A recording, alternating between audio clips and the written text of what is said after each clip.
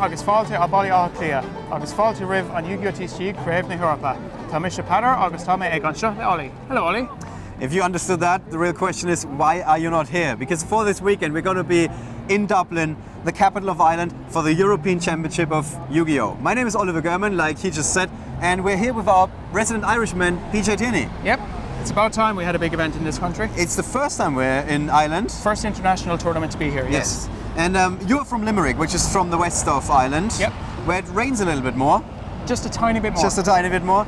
But today we're of course in the capital, in Dublin, and we're standing in front of the first site, one very big site. It's the Spire, right? The Spire of Dublin, or some people call it the Pillar of Light. Okay, no reference to Game of Thrones here. No. Okay, what can you tell us about the Spire? Well, actually, one of the most interesting things is it was built to commemorate the millennium.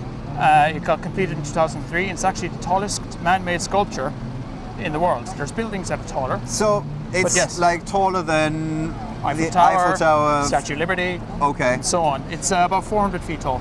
And that's like 120 meters in euro.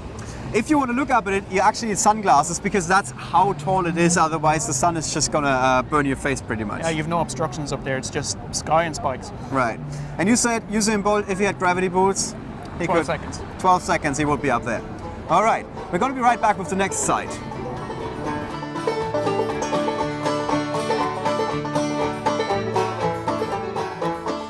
We're 5 minutes by foot away from the Spire, 5 minutes in Irish time, which is around 10 minutes for the rest of Europe.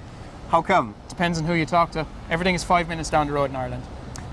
That's a very interesting tradition, it seems, because you've been saying that a couple of times and we have been walking for like 10 or 15 minutes sometimes. Yeah, but I'm a fast walker, so... Okay. And now we're at the world famous bridge over the Liffey. Can you tell us something about the bridge? Yeah, it's called the Halfpenny Bridge, and as you said, it's one of the most iconic landmarks in Dublin. And 200 years ago, before this was built, the only way to cross the River Liffey was to go by ferry. Okay. So this bridge was built and people got to pay half a penny to go across it. Ah, okay, so it was a pretty big deal back then. Yeah, back then it was a pretty big deal because it linked the south side and the north side. Okay. And the north of Dublin is the poorer region, or used to be, and the south is a little bit more posh? Yeah, that's one way to put it. The Spire and the Connell Street is on the north side. Yes. But Donnybrook, which is like the Chelsea of Dublin, is down in the south side. Right. And yeah, there's a bit of class clashing there, but other than that, we're all one big happy family. All right, that's it from the bridge, and we're going to be going to the next side now.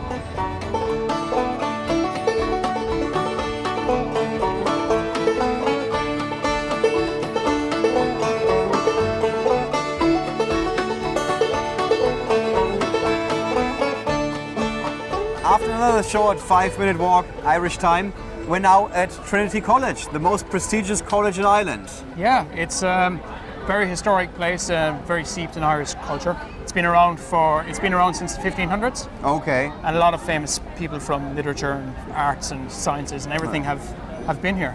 Let's see how many you guys can recognize out of our select few. We got Samuel Beckett. Oscar Wilde. Oscar Wilde. We got Bram Stoker. Yep. Famous for Dracula. Yep. Who else?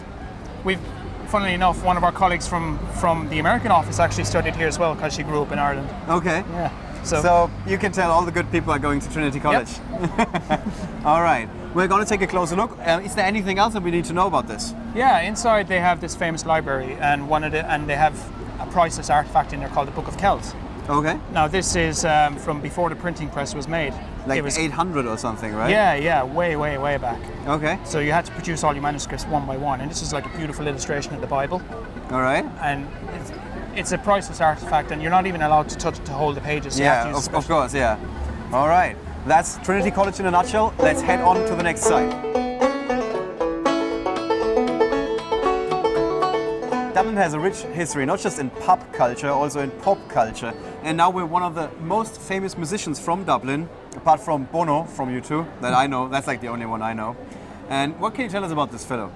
Yeah, so this is Phil Lynott. He was mainly known for being a rock musician. Okay. He grew up in Dublin, and he was very famous for being in a group called Thin Lizzy.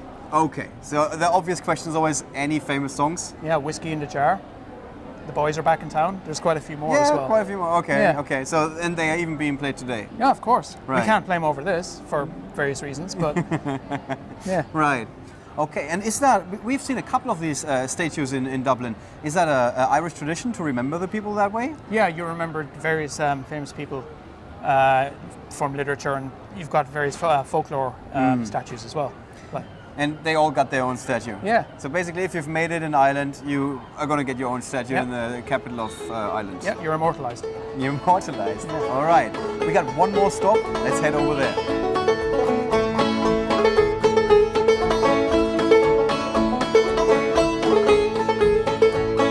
We are done with the inner city, so we followed the rainbow and we came pretty close to a pot of gold with this big golden coin that tells us that we're now at the stadium, which is called Which is Croke Park. Croke Park. Croke Park is the home of Gaelic games, Okay. which are very important in Irish culture.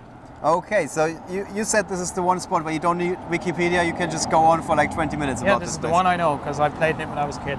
Okay, So basically, you've got two main sports. You've got hurling, which is very unique to Ireland, Yeah. and you've got Gaelic football, which sounds very unique to Ireland. sounds unique. It's fairly similar to Australian rules, Okay, where you play football not just with your feet but with your hands. okay, so you're cheating basically the whole time. Yeah. But Okay, and what else do they play? Because they have like a lot of signs and everything and they talk about the history so much. Why is it this significant? well, it's a very Irish thing because the great thing about Gaelic games is that they're amateur sports. It's not like with the Premier League where you've got people paid millions. It's a very amateur, very local thing where everybody in every town has a team, every county has a team.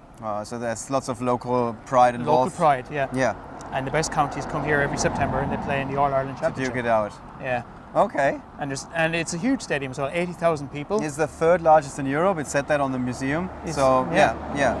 Cool. And they fill it up for the Gaelic games. They can. Huge. It's massive. All right. Well, this would be the best venue probably for dueling, but we couldn't rent it out because it was a little bit too expensive. So let's conclude our city tour and head over to our venue for this weekend for the European Championship. I create the games we play. Every detail is mine to say. Poof, we magically transport ourselves to the CCD, the Convention Centre Dublin, and it's quite a panoramic view we've got here. What else do we see? Yeah, as you said, quite panoramic. We're here in Dublin's Docklands, which is right in the heart of the city centre. Uh-huh. And what we see over here is the Samuel Beckett Bridge, Right. which is a modern structure that was created a few years ago. Very beautiful structure as well. Yes. And Samuel Beckett is one of the... Guys that went to Trinity. yes. Yeah, so we've come full circle with our city tour. It also represents the economic growth in Ireland with all those European companies headquartered in Ireland, in Dublin, one of the most attractive cities in Europe to, well, study a company, but Yeah. also to get some dueling action in. Indeed. And that's what we're going to do next when we take you to the European Championship 2015. Yes.